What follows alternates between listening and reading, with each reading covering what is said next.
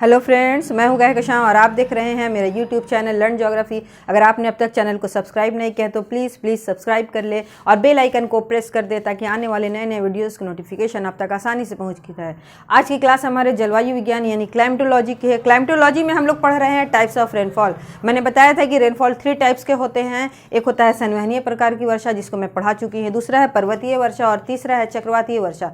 तो आज की क्लास हमारी ऑरोग्राफिक रेनफॉल यानी कि पर्वतीय वर्षा पर है। तो चलिए आज की क्लास शुरू करते हैं।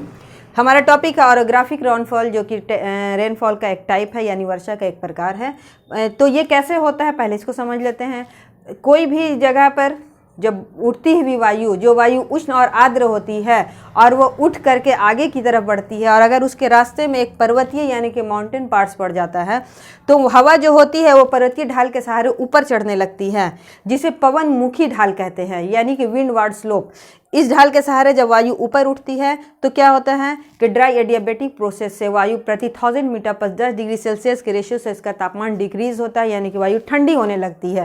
ठंडे होने के कारण वायु में संघनन यानी कि कंडेंसेशन स्टार्ट हो जाता है और वर्षा होने लगती है। किस ढाल पे? विंडवार्ड स्लोप यानी कि पवनमुखी ढाल पे। और यहाँ पे बहुत अधिक वर्षा होती है, इसलिए इस स्लोप को रेन स्लोप यानी कि वर्षा वाला ढाल भी कहते हैं।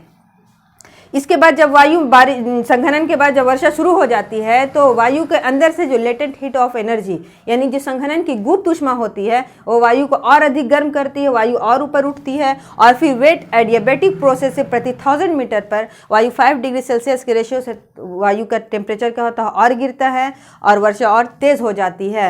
और जो क्लाउड्स बनते हैं वो क्यूमुलस यानी कि कपासी मेघ होते हैं, जो बहुत अधिक वर्षा करने के लिए उत्तरदायी होते हैं। इसके बाद वायु जो पर्वतीय है उसके अपोजिट डायरेक्शन में यानी कि जिसका पिछला ढाल है यानी कि पवन विमुखी ढाल पर उतरने लगती है। उतरती हुई वायु भी क्या होता है, ड्राई एडियाबेटिक प्रोसेस से प्रति 1000 मीटर पर इसका तापमान बढ़ने लगता है, जिससे वायु अधिक गर्म हो जाती है और यहाँ वर्षा नहीं कर पाती। और ये एरिया जिसके अपोजिट में वायु उतरती है उसको रेन शैडो एरिया यानी कि वृष्टि छाया प्रदेश कहते हैं। यहाँ पर भी जो क्लाउड्स का निर्माण करती है हवा, वो क्या होता है, वो स्तरीय यानी कि स्ट्रेटस क्लाउड्स होते हैं। तो ये बात है कि वायु इस तरह से जो है इस टाइप से जो है पर्वतीय वर्षा होती है। ऑरोग्राफिक रेनफॉल यानी कि पर्वतीय वर्षा एक ऐसी वर्षा है कि दुनिया में सबसे अधिक वर्षा इसी से होती है। इसकी एक और विशेषता है इस वर्षा की कि ये बहुत ही घनघोर और बहुत लंबे टाइम तक टिक कर होने वाली बारिश होती है। जबकि संवहनीय वर्षा हम लोगों ने क्या पढ़ा था कि बहुत तेज़ वर्षा होती है लेकिन बहुत शॉर्ट टाइम के लिए होती है, लेकिन यहाँ टिक कर इस पर बारिश होती है। पर्वतीय वर्षा के लिए कुछ आवश्यक दशाओं का होना जरूरी होता है, जैसे पर्वतों की स्थिति यानी पर्वत जो होता है वो हवा के समकोणीय की स्थिति पर होना चाहिए। दूसरा क्या है, समुद्र से दूरी। अगर पर्वत समुद्र से नज़दीक हो तो वर्षा बहुत ही अच्छी होती है और अधिक होती है। तीसरा है वायु का आर्द्र होना, यानी वायु जितनी अधिक आर्द्रता वाली होगी वो पर्वतीय क्षेत्र में उतनी ही अच्छी वर्षा करती है। चौथा है पर्वतों की ऊंचाई, यानी पर्वत अगर समुद्र से नज़दीक हो तो कम ऊंचे पर्वत में भी अच्छी वर्षा होती है, लेकिन अगर वो समुद्र से दूर होते हैं, महाद्वीप के आंतरिक भाग में होते हैं, तो पर्वतों का अधिक ऊंचा होना ज़रूरी होता है।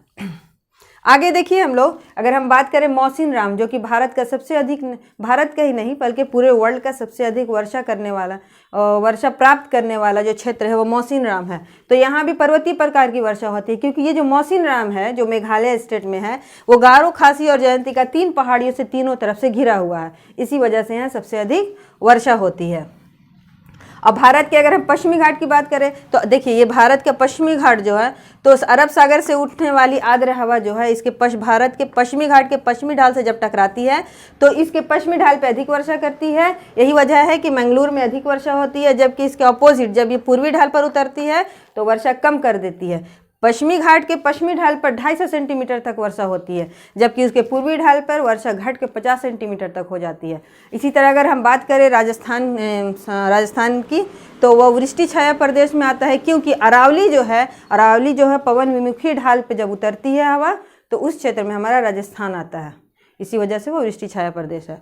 तो यहाँ तक कंप्लीट हो गया हमारा ऑरोग्राफिक रेनफॉल पर्वतीय वर्षा। अब हमारा बचता है एक और चक्रवातीय वर्षा।